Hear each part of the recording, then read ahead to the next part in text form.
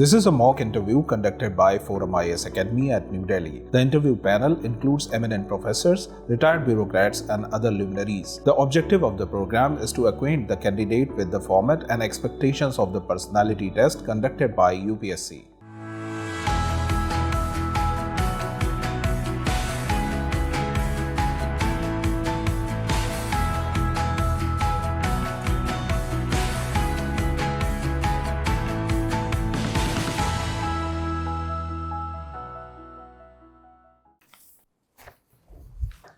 May I come in, sir? Come in. Good afternoon, sir. Good afternoon, ma'am. Good afternoon. Take a seat.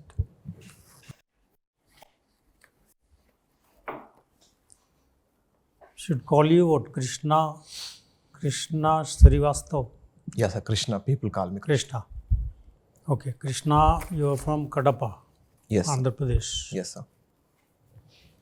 Your option was sociology. You've done mechanical engineering from JNTUA. What is that? JNTUA. Jawaharlal Nehru Technological University, Ananthapur, sir. It's a state university in Andhra Pradesh. Ananthapuramu. Yes, sir. Ananthapur. Or Yes, Puram. sir.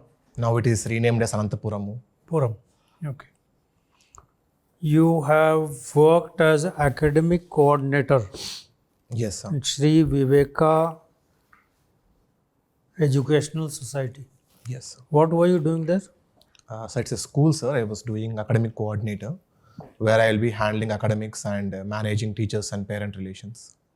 This is a school. Yes, sir. Okay. And currently I'm working as a Group 1 officer in Andhra Pradesh government, sir. I couldn't mention it in the DAF. It's not written here. The revised DAF I have uploaded it, sir. You working as District Registrar in AP government, sir. Registration and stamps. registration. Okay. District sub-registrar or district registrar? District Registrars.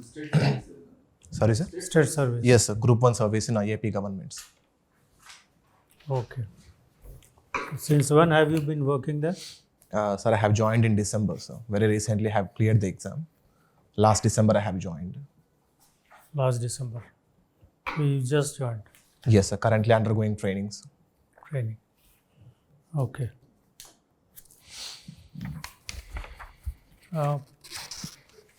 Why do you want to join the IAS or any of these civil services?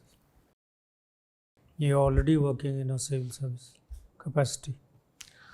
Sir, my initial motivation came when I was in my final year of graduation, sir. I happened to visit a grievance cell. In AP, grievance cell happens every Monday where any person can directly meet SP or collector. So when I went there, I have seen how an All India Service officer can bring justice to the people with a stroke of a pen. And I have interacted with people there. They had immense belief in the officers there, sir. So that was my initial motivation to come towards this side, sir. And after the challenging nature of the work and the career progression, all these have strengthened my resolve. So this is my initial motivation. So I wanted to make that positive change in the society if I'm given a chance. Okay. You join a NGO? Sorry, sir. Join a NGO?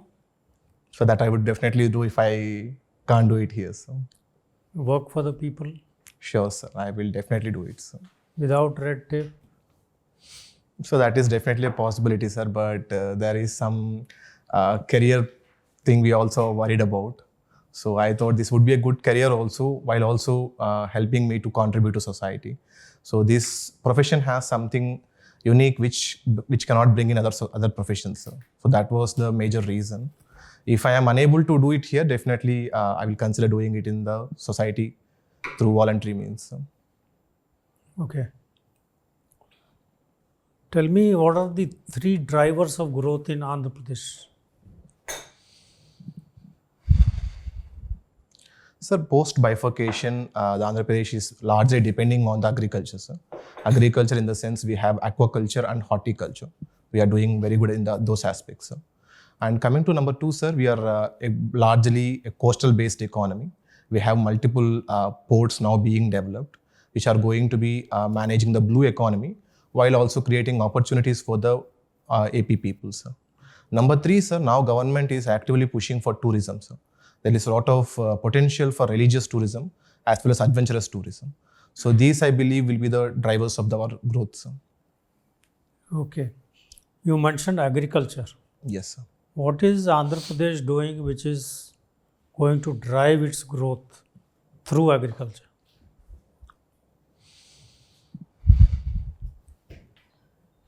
Sir, the one government idea which was very much acclaimed is Raitu Bharosa Kendralu, which is a one-stop center for seed to sales. So through which the farmer can get everything from seeds to sales. That is one aspect, sir. Under Navadhanyalu, where it stands for 9 types of grains, government is also doing the diversification, sir. These two will be the game changer for the agriculture of Andhra Pradesh, sir. Which are the districts where rice is primarily grown? Sir, in Andhra Pradesh, the Krishna Godavari Delta, sir, from the Guntur district up to the Godavari districts. These are the 4 to 5 districts which come between Godavari and Krishna rivers. These are primarily areas of rice cultivation, sir. Okay, where is this paddy sold? Is it bought by the government under the MSP system? Sir, in AP, the purchase under MSP is very much minimal, sir.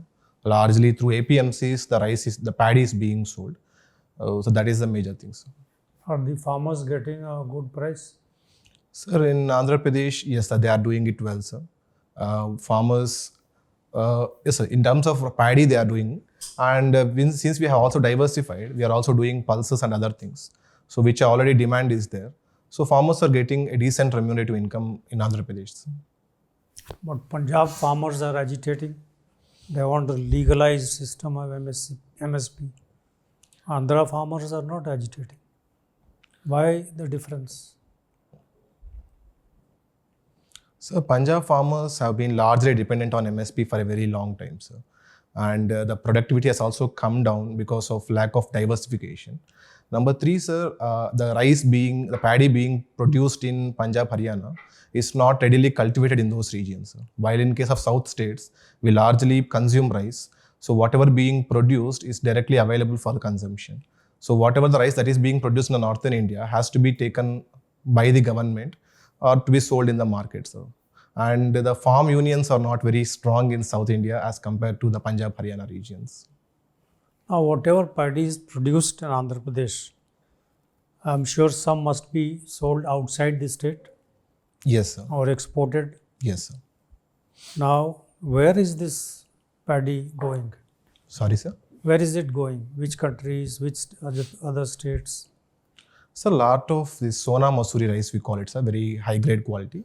That is being largely sold to the Western world and as well as the Gulf regions, sir. The Kuwait, UAE, all these regions get rice from the Andhra Pradesh, sir. Majorly the Basmati and Sona Masuri. These are the rice which are being exported. Kerala is also buying from you?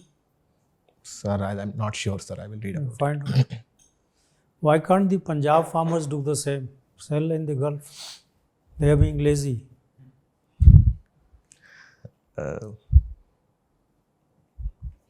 Okay, something different. Andhra Pradesh has faced a lot of left-wing extremist activities. And one IPS officer started the Operation Greyhound in Andhra Pradesh. Yes, sir. Do you think that was the right way to deal with this kind of a problem?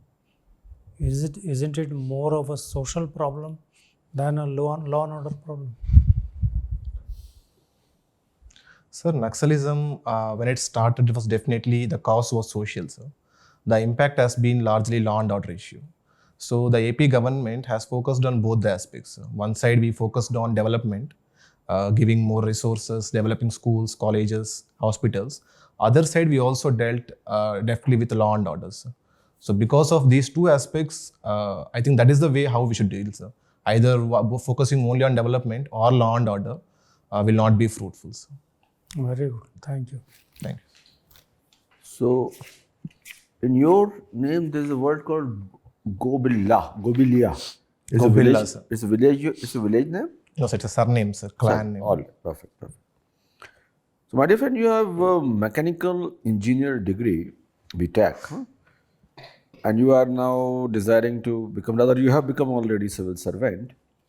So, how your mechanical engineering degree makes you a better administrator?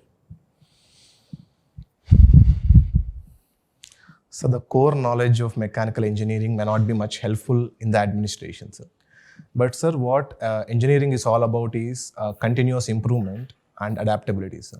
The engineers always try to focus on the feedback, and they sit back in the resources and they'll continuously work for it, sir. I think engineers, particularly mechanical engineers, I think they work for continuous improvement in the administration. That is how I think I will be helpful, sir. All right. In your view, what are the fundamental or structural problems of farming or farmers? If they can be solved, I think problems may come down a bit. Fundamental structural problems. Sir, at the foundational level, the problem is the lot of farmers are small and marginal, sir, 80%. So because of which they lack economies of scale, so they cannot go for mechanization or any large scale improvement in that, sir. And apart from that, sir, there is a lack of diversification, which has brought down the productivity. The productivity is much less compared to the China in India. Sir, and then, sir, the processing. Lot of food that is being produced is wasted at the farm gate level. Because of these three aspects, sir, there is low productivity for the farmer. And after that, sir, there is lot of regulation and restriction on the food produce, sir. So they cannot sell however they wish. There will be a lot of regulations under the Essential Commodities Act. I think the productivity increase and easing the market. These two will be the major things we can focus to alleviate the stress of farmers. So India is aspiring to be Vishwaguru, you must be aware. Yesterday we had a news that the whole of the Bangalore is facing the problem of water. Yes. Water crisis is there. We find 1 year that the whole of the Chennai is flooded with heavy waterfall, and now you are having another major city of South, Bangalore. If you are an IAS officer, Commissioner of Bangalore, how do you deal with this crisis? Is it short term, long term, medium term? Sir, the basic problem here is, sir, over-urbanization, sir. Be it in Chennai, be it in Hyderabad or Bangalore. For that matter, any metro city is over-urbanized, sir. Sir, coming to solutions, sir, the number one would be... Over-urbanized means? There is too much of urbanization So beyond it's the... overpopulation precisely. Yes, sir. All right, yes. So, sir, what we have done is, sir, in the recent years, the groundwater level, we are unable to recharge it, sir. That because of overpopulation, there is receding of water level. And also because of lack of water harvesting. And in Bangalore alone, around 1,000 lakes have been encroached. So these are all the major concerns, sir. First, we have to focus on improving the water storage, sir. For example, in Chennai, they are trying to do, sir. And further, sir, there are arterial rivers that pass through Bangalore as well as Chennai. These are not being maintained properly, sir. If we can do these things, the water again will be available, sir.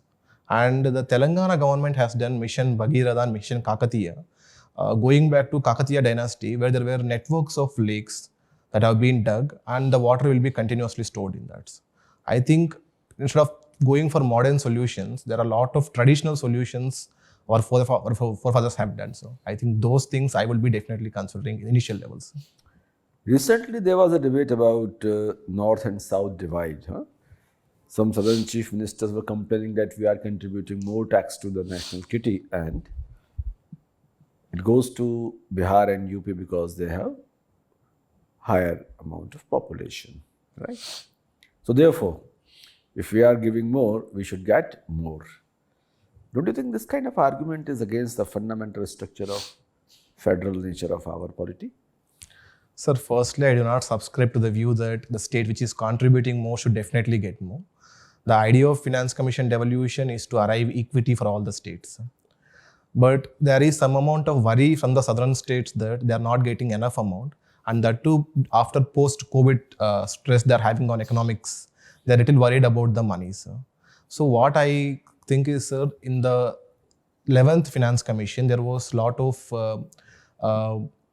weightage given for tax and fiscal discipline.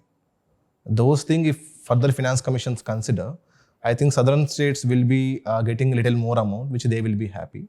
And there is also one concern with Bihar and UP. So 3/4 of revenue receipts for Bihar and 50% of receipts for UP are getting from central transfers.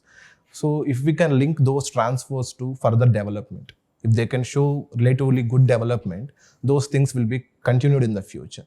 So a little amount of accountability there too will be good for achieving the balanced developments. 2 days back, one of our foreign minister, D. Raja, said that India is not a nation. India is not a Rashtra. It's a Tamil Nadu is different Rashtra. Andhra is different Rashtra. How you define Rashtra nation?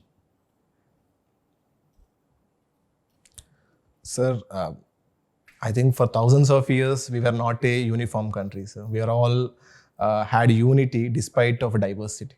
So for me, the Rashtra or the nation, how I put is the unity in diversity, how our constitution fathers have mentioned. So today our nation is multiple languages, multiple cultures. We are a diversity in one unity. So, Krishna, you were mentioning continuous improvement during the question on mechanical engineering. Yes. Continuous improvement is also a Japanese concept which we study in mechanical engineering, right? Yes. Yes. Can you tell me other Japanese concepts, similar concepts? For example, just in time. They're all used in engineering, Yes. manufacturing in particular. Ma'am, there is one concept called 3Gs. That is, one is Gaijitsu, Gembitsu, and one more thing I don't recall as of now, ma'am. The thing is, about ma'am, in manufacturing flow, the manager has to directly go to where the product Just is tell being. me the names. And that is, one is 3G. We have a 6 Sigma technique. And I don't recall. Quality circles. Sorry, ma'am. Quality circles. Yes, ma'am. I don't recall. Kaizen. Kaizen, yes. Kaizen. Yes. Okay. So how come that most of these principles that we borrow are from Japan and not from the Western countries? Ma'am, I believe Japanese culture is like that, ma'am. But I'm not very sure why. Okay. We were also talking about basic structure doctrine, when you mentioned unity, nationality. Can you tell me what is the basic structure doctrine? Ma'am, evolved through judicial pronouncements. The basic structure refers to certain parts of constitution which cannot be taken away by the parliament. They are considered so sacred that no power cannot take them out, ma'am. So these are significantly important for us. So if they are sacred and sacrosanct, but they've not been defined clearly. So do you believe that the judiciary or the legislature should define what is the basic structure? Ma'am, currently the basic structure is very much open-ended and that is under discretion of judiciary. Yes, ma'am. I believe there should be certain limitations, ma'am, because the basic structure also has limitation on separation of powers. So there should be some amount of limitation that too, ma'am. I think there should be some amount of definition or how to delineate them. It should be based on the legislature, executive, and judiciary. They can form a broad outline of what it should be. Yes, it cannot be completely it is very open-ended. open-ended. Whatever the judiciary decides, it passes a judgment and that becomes a part of the basic structure. Yes, ma'am. It cannot be completely open-ended. Yes.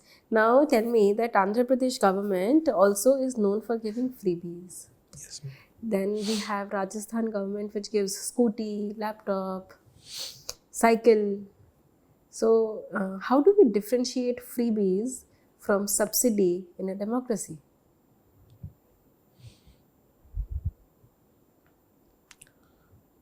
Freebie and subsidy. Ma'am, can I have a few seconds? Yes.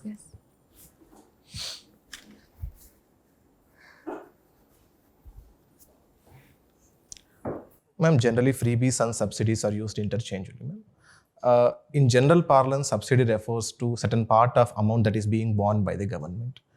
In the current discourse, ma'am, there is something differentiating merit subsidies and freebies. Merit subsidies are something which are very much required for the basic living of the people. For example, ma'am, giving food grains for the poor and giving bicycles for 9th and 10th standard girls. I consider these as merit subsidies, ma'am. Whichever are required for the basic functioning of life, which are better targeted, which do not affect the fiscal space of the government, I would consider them as merit goods, ma'am, and not completely freebies. And freebies? Freebies, ma'am, there is some experts argue that they are used for political benefits. For example, in certain states, they have given wet grinders, washing machines, scooties, Coolers. Yes, ma'am. So, but I also see, ma'am, if fiscal space of the state allows it, the state government has the discretion to do Now, it. on this note, there's also a news. Often, it has happened multiple times where the farm loans were waived off. Yes. So, farm loan waiver becomes a freebie or a subsidy?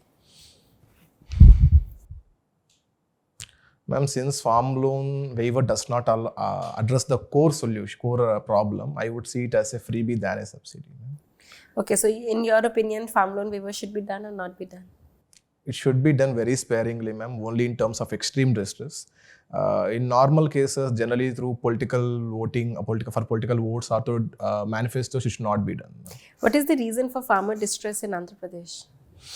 We hear of farmer suicides. Yes, ma'am. Ma'am, Andhra Pradesh has a peculiar case, ma'am, where certain parts of Andhra Pradesh are very prosperous due to this Krishna Godavari alluvial soil water availability. The region where I come from, the Rayalaseema, it comes under rain shadow region of Western Ghats. So water availability is problem, ma'am, and the productivity. Because of these things, farmers are greatly indebted, ma'am. That is also pushing them to suicides. These are the major concerns. Then it should be a subsidy, because then it is an extreme measure. Yes, ma'am. That is, I said, it should be in the terms of distress only, ma'am. They should be targeting farmers who, generally farm loans are being done in one go for everyone. They should be targeted, ma'am. So there should be a better calculation of which area is under distress and who should be getting, it should be targeted. Okay. What is the, my last question to you, what is women literacy rate in Andhra Pradesh? Ma'am, it is, according to 2011 census, around 55%. 55%, which is below the national average. Yes, ma'am. What are the reasons for this?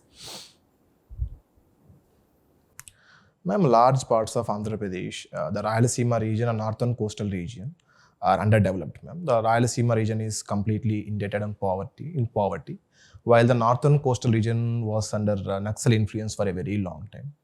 Apart from this, ma'am, the cultural aspect, the patriarchal aspect is still relevant, where considering the education of women is considered as a not so welcome measure. They feel that it's become difficult to marry them off in the future. Okay, if you are the DM of Rayalaseema region, in that region, what would you do to elevate women education?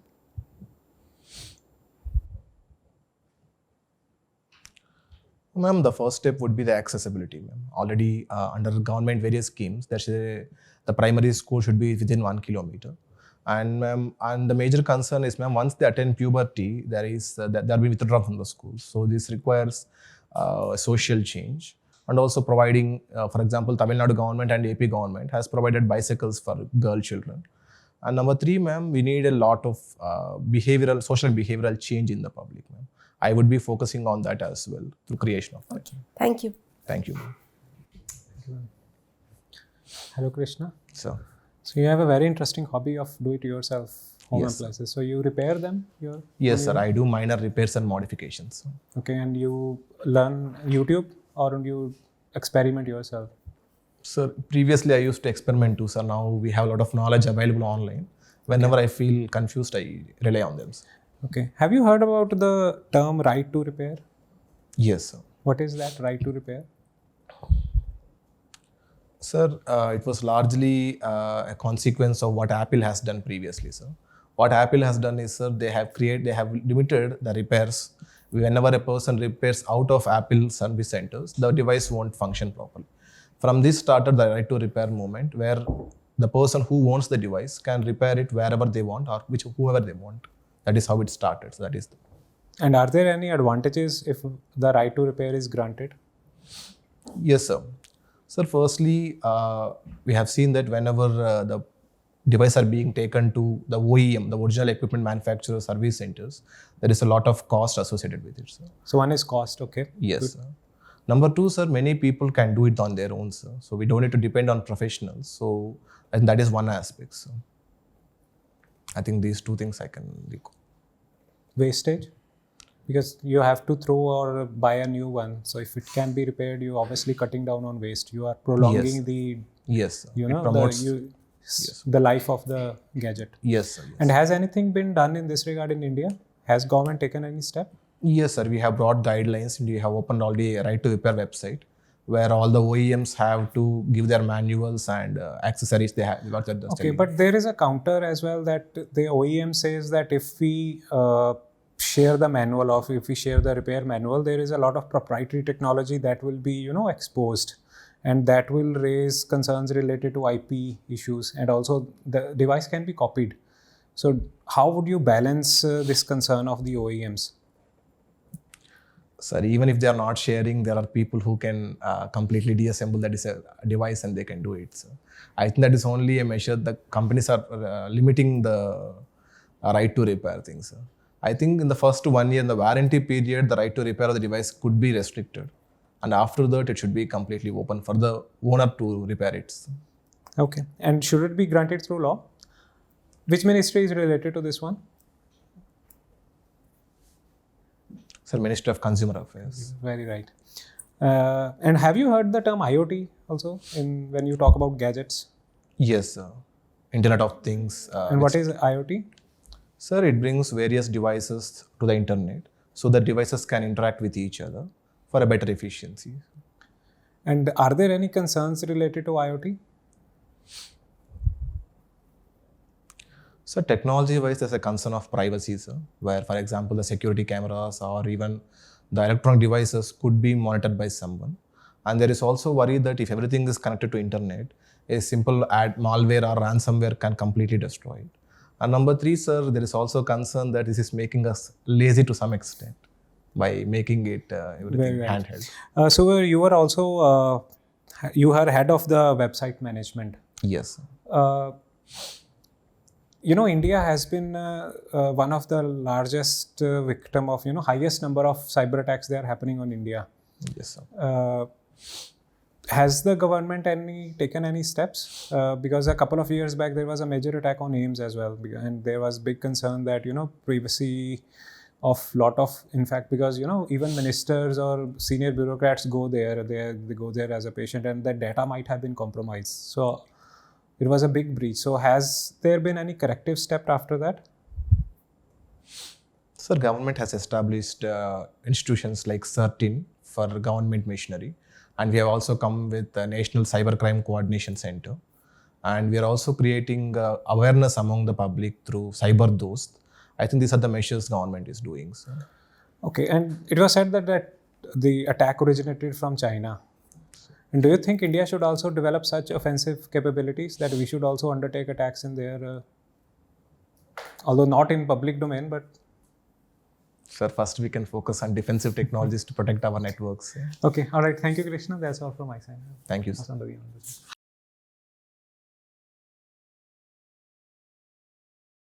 Well, actually, to be honest, there is nothing much to say. I mean, you have been so articulate and more or less your opinions are also very balanced. So, come out as a very level-headed and, very mature person. So, thank you, sir. I don't think I have to give you any feedback. Just continue what you are doing. Thank you, sir. All the best.